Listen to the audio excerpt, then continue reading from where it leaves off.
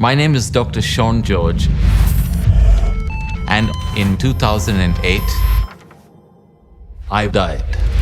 Dr. Sean was a highly qualified general physician who tragically had a sudden cardiac arrest. It was like a scene from a movie. There was a huge amount of tension and a corpse. Seeing that body was very, very hard. When someone's clinically dead, all it takes is 20 minutes for the brain to irreversibly die. He was clinically dead for well over an hour. I announced to the room that Sean was dead. I thought, I have lost my best friend. She knelt by the bed and prayed. God, I need a miracle.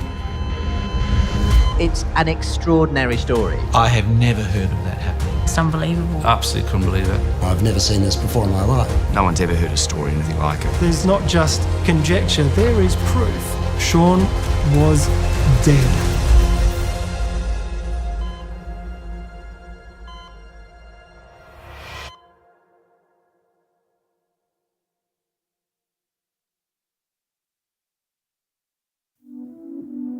I haven't seen many things that I would call a miracle. In fact, I don't think I've seen anything I'd call a miracle, except for this.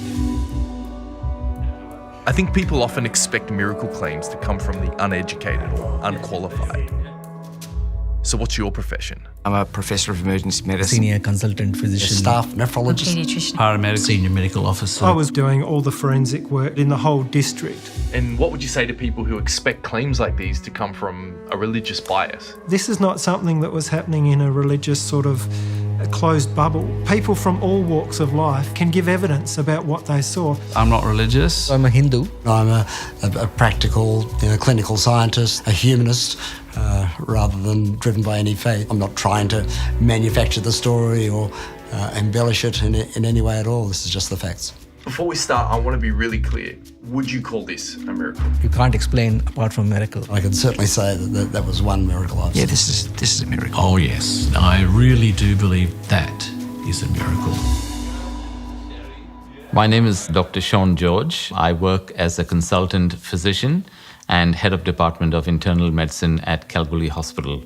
Dr. Sean is quite a remarkable human being. He's always maintained some of the highest professional standards. Very knowledgeable. More importantly, I think he connects to his patients, so that's important. He's part of the community. Like Australia, we live in two different worlds. The white fellas over there and we over here. But people like Sean have crossed over, Sean and me, we have a very special relationship. We're best friends more than a husband and wife. We've been married for the last 27 years. We have a son. His name is Michael. He's 21. So I got that right. Something I look towards in my dad to aspire to be is to put God first in my life as he does. My mum is the most kind-hearted person I know. They're such busy people, but they always have time for each other as well. I think the most special thing for us is the morning quiet time that we have together, where we read the Bible and spend time praying together before we start the day, and that's wonderful. And Sherry, you're also a doctor? I work at the emergency department at the hospital in Kalgoorlie. It's actually really good that both of us are doctors because we come across life and death almost on a daily basis. And that's when we can really extend a loving hand to each other and support one another. Dr. George, 16 years ago, an event happened to you that would change your life forever. Tell me what happened that day. It seemed like a very normal day to me. It was the 24th of October, 2008. We normally do about 5 diabetes clinics a year to Esperance, which is about 400 kilometers along the coast. And on Friday morning, I was returning home, and that's when everything happened. We started our journey at about 9:30 in the morning. It was not too long into the journey that I began to experience discomfort in my chest. It was not a pain, but it was just a slight discomfort, and I thought, it must be something that I ate. So I continued to drive. My intern had actually never driven in Australia. I had driven almost 350 kilometers. I began to actually feel a bit of nausea. So I decided to actually stop the car on the side of the road. That's the first time I was telling my intern that I had discomfort in the chest. Now, an intern is a newly graduated doctor, and that's the first job they're doing as a doctor. So the moment I actually told her that I had discomfort in my chest, she almost became white. And, we're in the middle of nowhere in the outback. There's nothing around to help. So I said, could you just check my pulse? Because that's about the only thing that she could probably do in the middle of nowhere. In a situation like this, if you're having a heart attack, sometimes your pulse rate will be very high. So she checked my pulse and it seemed fairly normal. I was not convinced at this stage that it was indigestion. I thought there's something much more sinister. So I decided to get out of the car and I wanted to call my wife, Sherry. I had gone to my friend's house to do some study, and that's when Sean called. And I told her, look, Sherry, I'm having a bit of discomfort in my chest. I'm not feeling that great.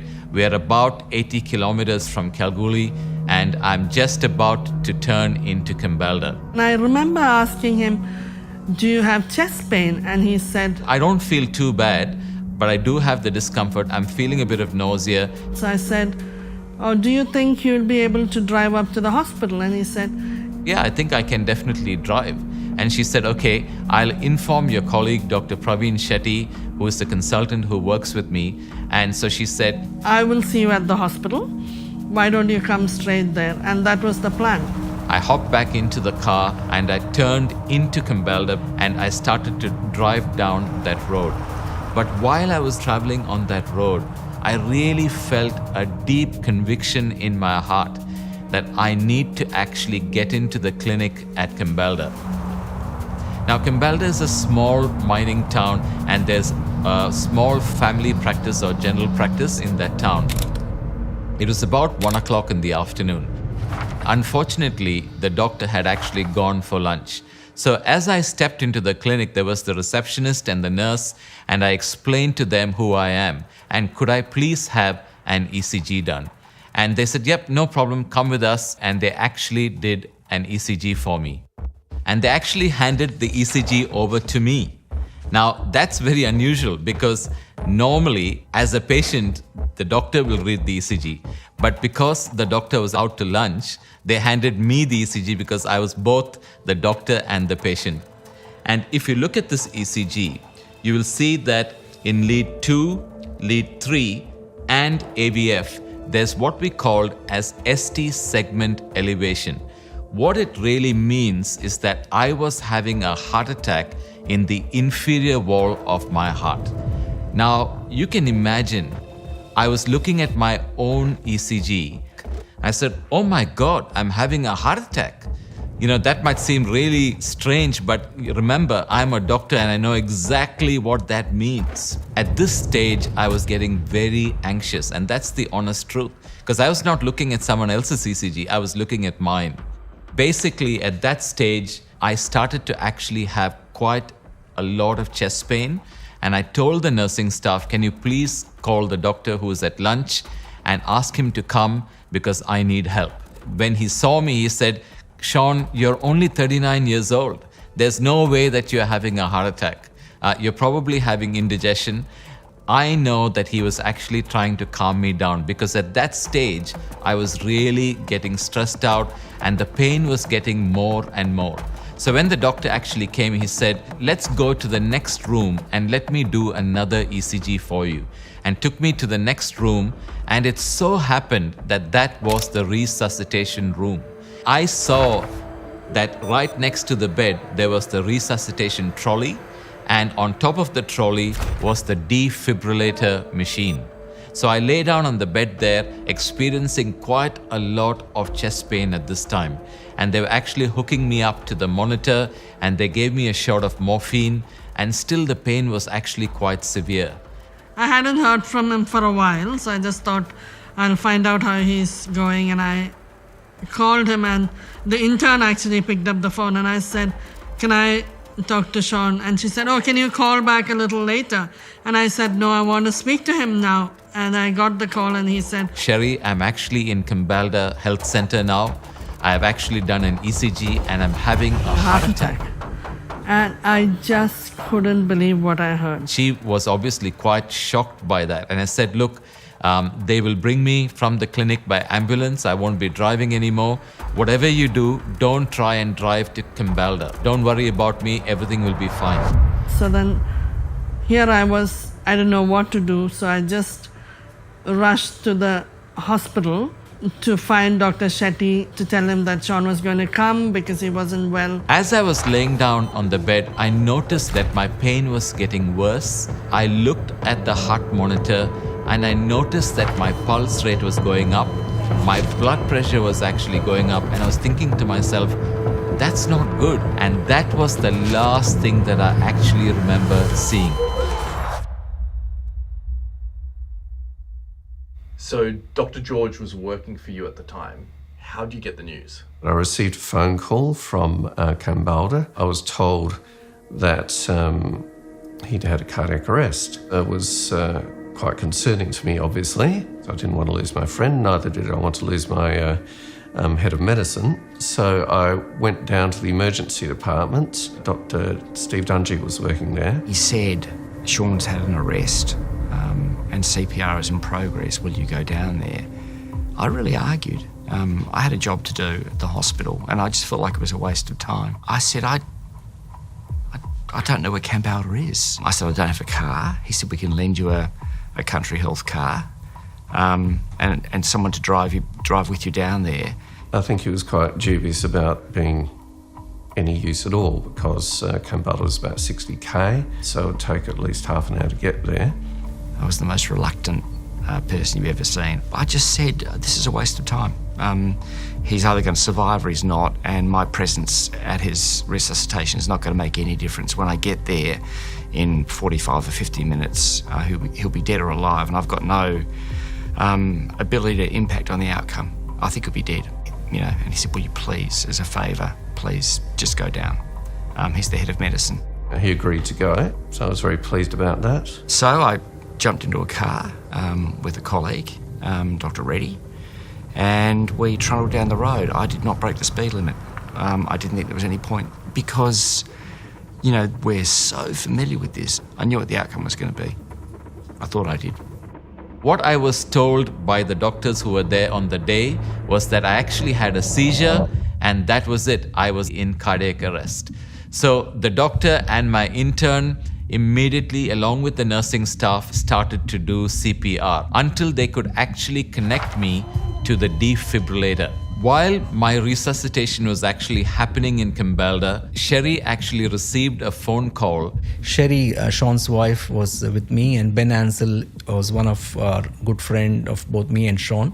Dr. Shetty got the call and he was so stunned. I think he didn't know what to say. I got a call saying that we've got Dr. Sean George here, and he's had a cardiac arrest, and we have tried to resuscitate him, and we haven't been successful so far. I remember him saying, "What?" And he kept saying, "What?" And then he just said,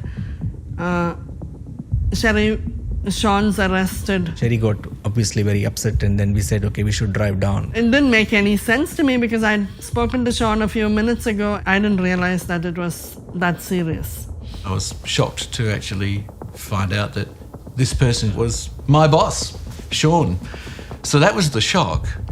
And then we got together, I was the driver, and we headed off 50 kilometres away to Cambalda. So when they actually connected me to the defibrillator, they noticed that I was in a shockable rhythm, which was ventricular fibrillation. When a person's got a heart and they initially go into cardiac arrest, the most common rhythm we see is something called ventricular fibrillation. It's chaotic electrical activity. What you need to understand is when someone's clinically dead, they can still be in ventricular fibrillation because ventricular fibrillation means that there is no blood going out of the heart to the rest of the body. All the heart is actually doing is shaking. It's not pumping. So clinical death is not necessarily always a flat line as you'd see in the movie. It could be ventricular fibrillation, it could be pulseless ventricular tachycardia, or it could be a flat line, and sometimes there might just be a slight waveform what we call as pulseless electrical activity. All of these scenarios means the person is actually dead. So the whole purpose of a defibrillator is to try and shock the heart so that you can bring the patient back to life and restore the normal rhythm of the heart. Now, in the normal protocol of doing advanced life support or CPR, you don't just keep shocking a patient. You deliver a shock and then you do 2 minutes of CPR. The machine analyzes the rhythm and tells you whether a shock should be delivered. And usually people may give 1, 2, or even 3 shocks in the hope that people would come back to life. And sometimes you even give it more. And I actually have the actual log of the defibrillator here. And you can see here the first shock was given at 13:44. Then you see the second shock at 13:46. And in between this time, they were actually doing 2 minutes of CPR. The brain has a requirement for a lot of oxygen, a lot of glucose. And because when you're getting CPR, you're not getting the right amount of blood flowing through, cells start to die. As cells die, the chance of recovery goes down, and the chance of recovery with a significant neurologic impediment starts to go up. If a person is clinically dead, all it takes is 4 minutes for the brain to actually begin to die. And by about 20 minutes, it is irreversibly dead. As quickly as you can get the heart to start again, the better. As a paramedic, what did you see when you arrived on the scene?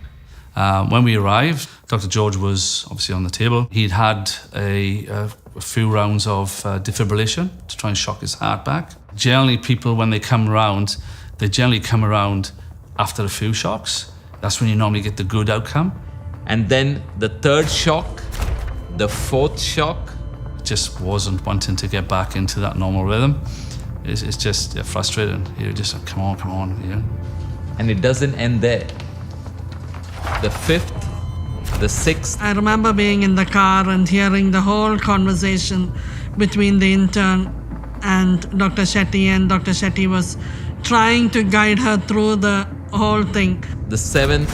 It was like, no, this person, no, it's not going to make it. The doctors kept calling saying that we have tried. I said, keep trying, we're on our way. 8th, 9th. I was driving, wondering, how fast do I drive? What are we getting there for? What's going to happen when we arrive there? 10th. The time's just going on and I can hear Dr. Shetty saying, oh, so that many shocks are over and there's no response. 11th, 12th. In my mind, I was thinking, oh my God, what am I going to do? 13 shocks were given over a period of 48 minutes. But after 48 minutes, when the machine actually analyzed the rhythm, it did not actually recommend a shock, because from the state of ventricular fibrillation, I progressed into a flat line. He was on the flat line. You're not going to survive this. We call that flat line in medical terms asystole. Asystole means there was not a skerrick of activity. His heart wasn't moving. It was just a dead heart. I'm a doctor. I know there's nothing left. You know, time's going on. It's more than half an hour. And by the time we get to Cambalda, it'll be at least an hour before we reach there. And Sean's been dead for 1 hour and nothing's going to happen. The biggest thing in my mind is, how am I going to tell my child that he's lost his father? Sherry was really distraught. I had almost nothing to reassure her with. Things all looked bad. I felt like I was all by myself because I didn't know what to do at that stage. When Dr. Steve Dungy arrived in Cambalda, the resuscitation had already gone on for well over an hour. The entrance was into a crowded room where there were 2 paramedics taking turns to do CPR, an entirely lifeless body, a monitor that showed a flatline trace, which means there's just no electrical activity in the heart. It was like a scene from a movie. There was a huge amount of tension and a corpse. You received a call from your dad that changed everything. I vividly remember the day. While doing the shopping, one SMS came. It was from Sherry. The message was, please call back immediately. So I was already in the car going to Cambalda when he called, and I said that Sean had arrested. First, when she said, Sean is arrested, I thought police has arrested him. Then suddenly I thought probably he might have overspeeded or some rash driving police has arrested him. So I told her, go and get a lawyer and get a bail for him. And he asked, what do you mean Sean's arrested? Did the police arrest him? And I thought to myself, what are you saying? And I'm trying to, it's a serious matter, but my dad thought that it was the police. Then she told me, no, Dad, it is cardiac arrest. I'm going to get his body from the hospital. Even today, I can hear my dad cry. It was such a loud cry, and he said, no, that can't happen, that can't happen. I was crying myself, and I was trying to hold myself all together because I was in the car with other people. And Sherry's next to me on the phone to her father saying, here's what's happened. He's too young to die. What will I do? What should I do? That was a shocking moment. So just imagine a daughter asking her father, what should she do when she's going to collect her husband's body? It was a real shock to me. I didn't know how to answer. So I prayed to God, what answer should I give? I was crying and I told her, you don't worry, God is in control of all situations.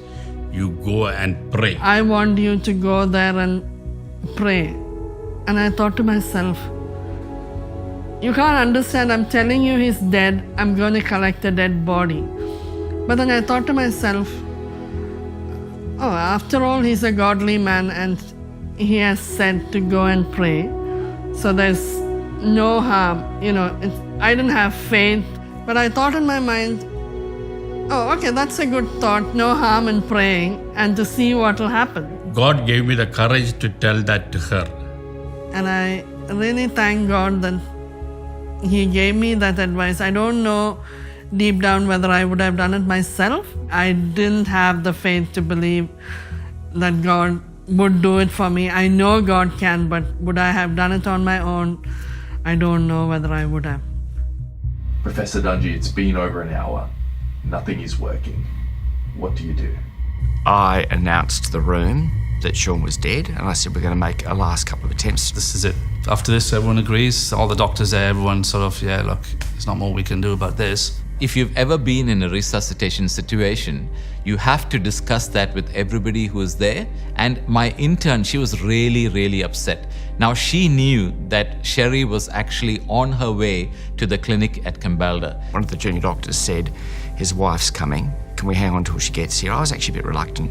I didn't think there was any point in continuing things. They decided that they would try another 2 cycles of CPR. Then they would actually completely stop the resuscitation. At this stage, Dr. George's wife appeared. When we reached Cambalda, I was in such a bad state. I felt that I had no strength to even get out of the car. When Sherry actually walked into the clinic, the doctors were standing back, except the doctor who was giving me some oxygen. Everybody else stood back, and the cardiac monitor was just a flat line. She's a doctor as well, and obviously she could, with her profession, she understands the ramifications of what's in front of her. And I walked into the clinic and I saw Sean lying there. He was white.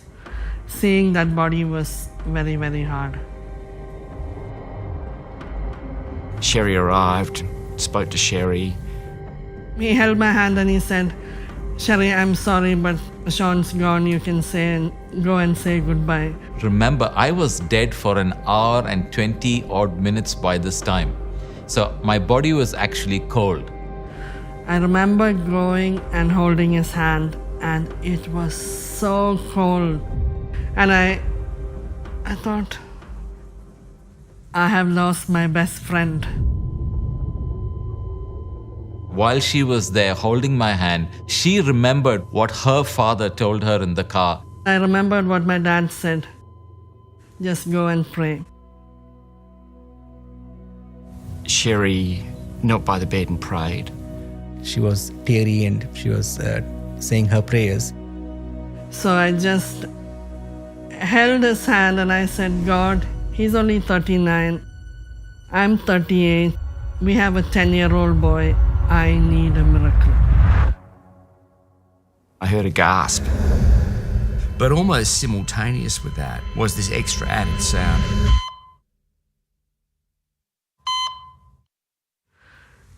And then the next thing I know, there was so much of confusion, so much of noise, and I thought to myself, oh, I'm just imagining, because that's what I would love to happen to me.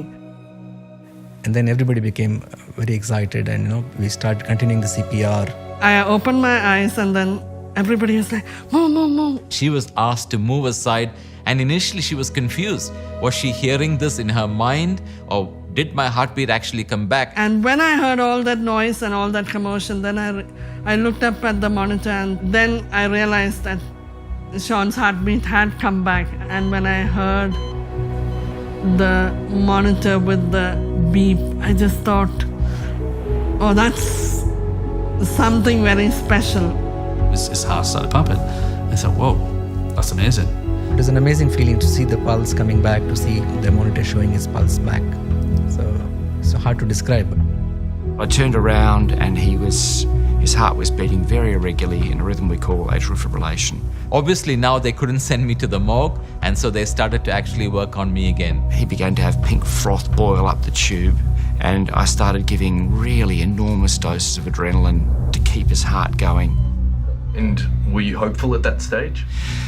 To be honest with you, for doctors in my position, often that's just a problem. The heartbeat's back, you've got temporarily some kind of activity, but you pretty much know the writing's on the wall. It's not going to go anywhere. I said to Sherry, we need to get him back to Kalgoorlie.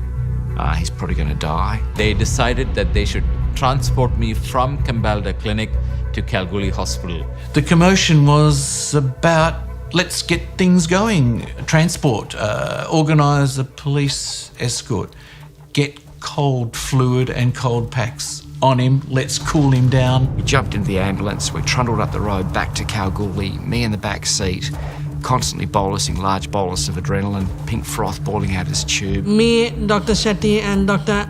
Ansel left in the cars, and Sean came by ambulance. And even on the way back, I was talking to Dr. Shetty and I was saying, oh, I really don't know what's going to happen ahead. When I finally arrived at Kalgoorlie Hospital from Kambalda, almost like a dead body, I was told that a lot of my friends, colleagues, nursing staff, they all came down to the emergency department and actually said goodbye to me.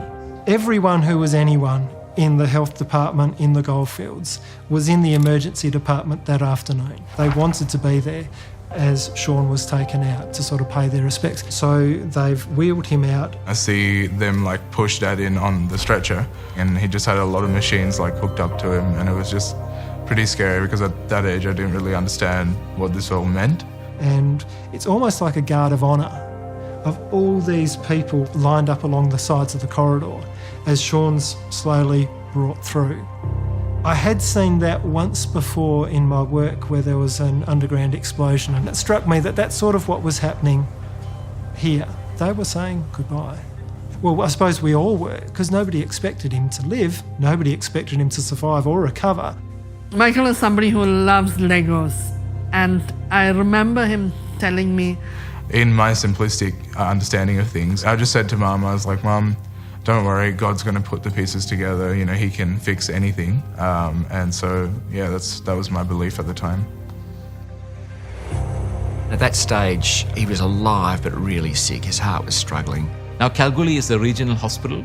Ultimately, I would have had to be shipped to the big hospital in Perth. But something really strange happened. There was a massive hailstorm. Because of this hailstorm, they could not fly me to Perth.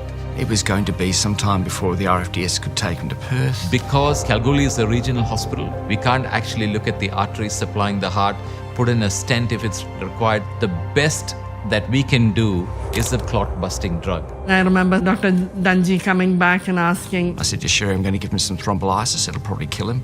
This is a clot-busting drug. Figured that was the best thing I could do in the circumstance, but there's pretty good evidence that if you use thrombolysis in this circumstance, it's boom or bust. And I remember telling him, God has done a miracle. I believe Sean will live. Let's just go ahead and do it. She was confident that, something amazing was going to happen. And I felt like it was my job to kind of to dampen her enthusiasm, because I was confident it wasn't going to be a good outcome. And when you gave him the clot-busting drug, what was the outcome? He got a fabulous strong heartbeat back. Big lines put in, a central line, an arterial line. Basically took him out to the airport and flew him down to Perth. And I was completely confident when he got in the plane, he wasn't going to survive.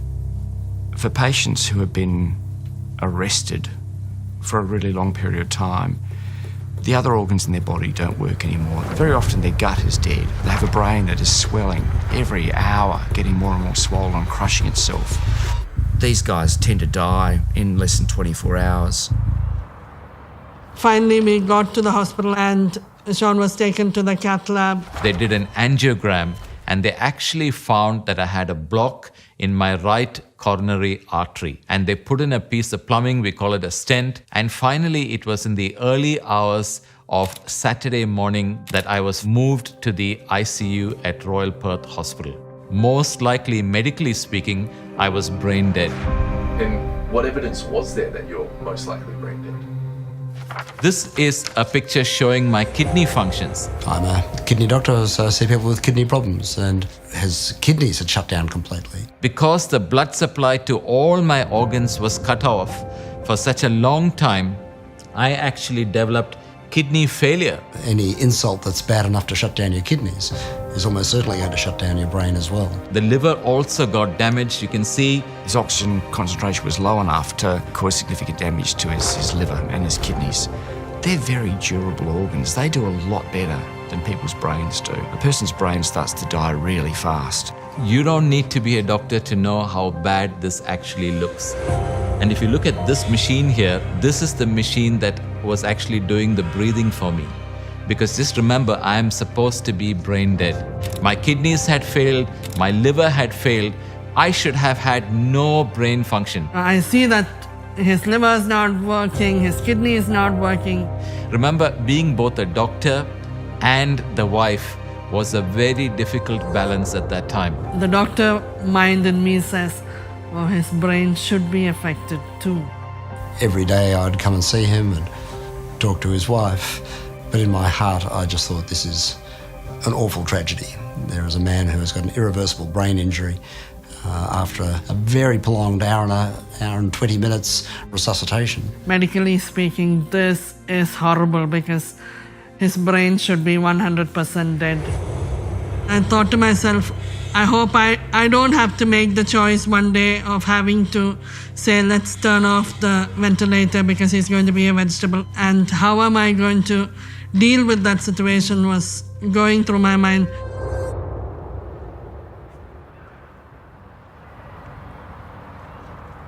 There I was in Perth all by myself, didn't know anyone. And as I was going with Sean, I saw Dr. Christine and Jeffrey Stokes waiting there because they had heard what had happened, and it was so nice to see somebody that I knew.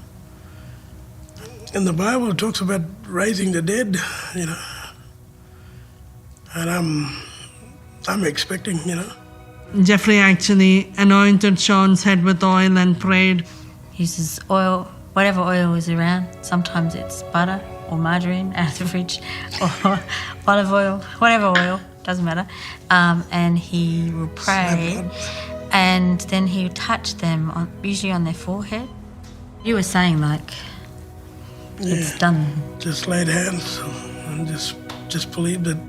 Everyone in our church knew about it, everyone was praying. The other churches in Kalgoorlie, they knew about this Christian doctor too, but it was more than that. Sean and Sherry and Michael, they're very well known, very well respected people. all over the world, and there was people praying and calling out to God all over the world.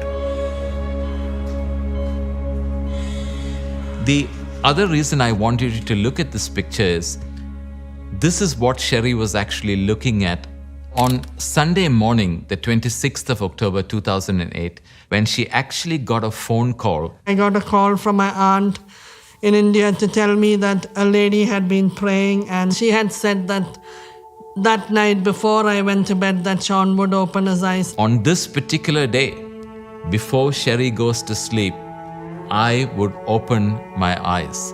Now, you tell me, if you were actually looking at this picture, would you believe that? I thought to myself, my aunt is not medical. She has no clue. Sean's so sick. But I just believed the message that she told me. And I thought, okay, tonight before I go to sleep, if Sean will open his eyes, that would be great. On that evening, one of my colleagues, Dr. Christine Jeffrey Stokes, she came to visit. Dr. Christine was there, and Christine was actually talking to Sean. It's our normal practice with children who are in that situation, and I'm a paediatrician, is to talk to them about normal things. And so I started talking to him about just normal stuff, what the weather was like, what we were doing, how we were there. And she then noticed that there was some flicker in my eyes, and she actually asked me, Sean, are you there? And his eyelids fluttered again. And I said, Sean, if you're there, squeeze my hand. And apparently I squeezed her hand. And then she actually shouted loud, if you can hear me, open your eyes. And in a moment, he just opened his eyes for it was like a few seconds. And I saw that, and then I remembered what that lady had said, that before I sleep on Sunday, Sean would open his eyes, and that had happened. I think we cried. We both cried. So, yeah, it was exciting and almost unbelievable, The next day, I started to actually move my hands and my legs, which means that I actually had brain function. On Monday, they started to wean him off. And by Wednesday, they were actually able to take the tube out of my throat, and I began to breathe on my own, which means that my brain was functioning. But it's what happened next that shocked everyone. I've rarely been as shocked. It was, yeah. Do you want me to finish the rest of the story? Yeah. So I rang up ICU and I spoke to a friend of mine and said, I'm just calling about Sean. How's he going? And he said, well, he's pretty sick. And the fact that there was such tremendous damage done to his liver and kidneys led to my next question, which was, what's his brain like? And he said, it's pretty good. I said, how do you know? He said, well, we've just extubated him. I said, really? Because I was so certain they were going to pull the plug. And they said, yeah. He said, did you want to hear what his first words were? And I said, yeah. The absolutely amazing thing, and I've never seen this before in my life, eyes open. I opened my eyes, I looked around. And then indicated that he was ready to be extubated. And as the tube came out, made perfect sense. And I said, what am I doing here? And in fact, when the nurse came, I said, oh, can I have a look at my ECG and my ABG? And she nearly collapsed. Apparently, when the tube came out, his first words were, what do my arterial blood gases look like? Which was just extraordinary. That's such a Sean thing, so medical. Somebody told me the first thing he said when this tube was out was, show me my charts. And I thought, yes, that's Sean. He'd want to be in charge of that. My brain was 100% normal, which is just medically impossible. It was amazing just to see that from Friday to somebody who was dead to Wednesday, somebody who was talking like nothing happened. Again, I just wanted to pinch myself and see, was it real? I couldn't believe it. To hear that they'd extubated him, and the story just kept on getting better. You've extubated him and he's talking and his brain's normal. It was just wow, wow, wow. I got a call from Sean. Hey Praveen, how are you? He said. And I was just shocked. The fact that he was conscious, well, that was reasonably remarkable. But the fact that he was talking and making sense, oh yeah, now that's a miracle. And the fact that his personality was there, oh yes, I really do believe that is a miracle. We couldn't believe it. Absolutely couldn't believe it. I went up to see him and he was as sharp as he ever was. Yeah, back from the dead. Praise the Lord.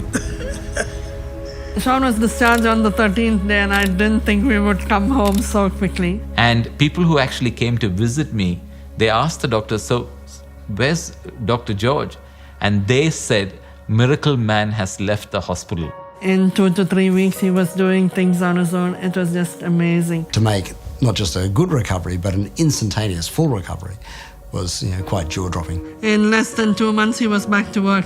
A few weeks later, after rehab, everything, he walked into the hospital back in Kalgoorlie. The fact that he went back and did his full duties as the head of a medical department of a large base hospital. Now that is a miracle. I have never heard of that happening before.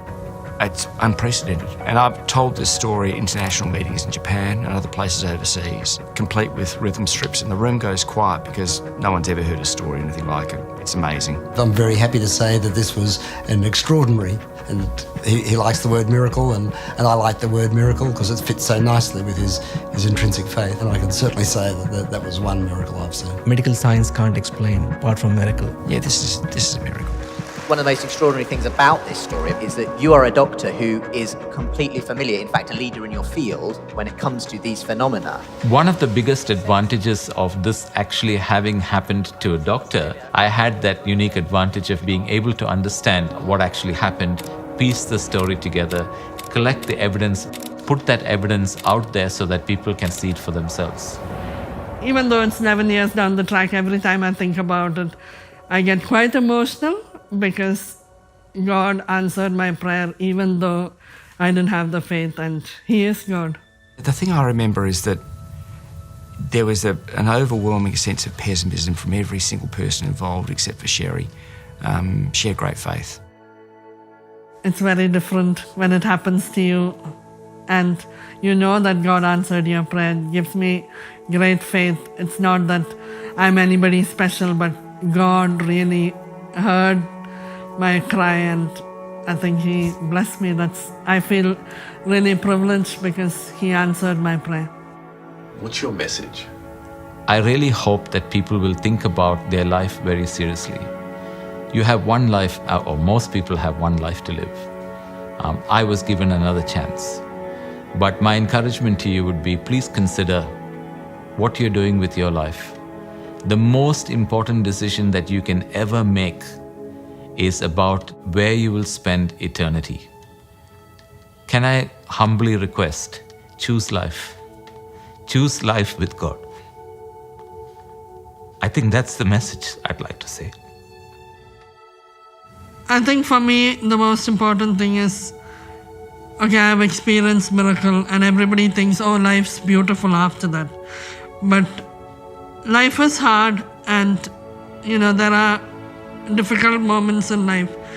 But we have, as a family, chosen to live for God, and that's my desire for everyone, to know God and to follow Him, because there is an eternity and we want you all to be in heaven with God.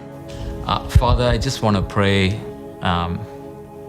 that those who are actually listening to my story and the second life that you've given me, that it would result in them having a second chance in their life, and that they will spend eternity with you. Amen. Amen.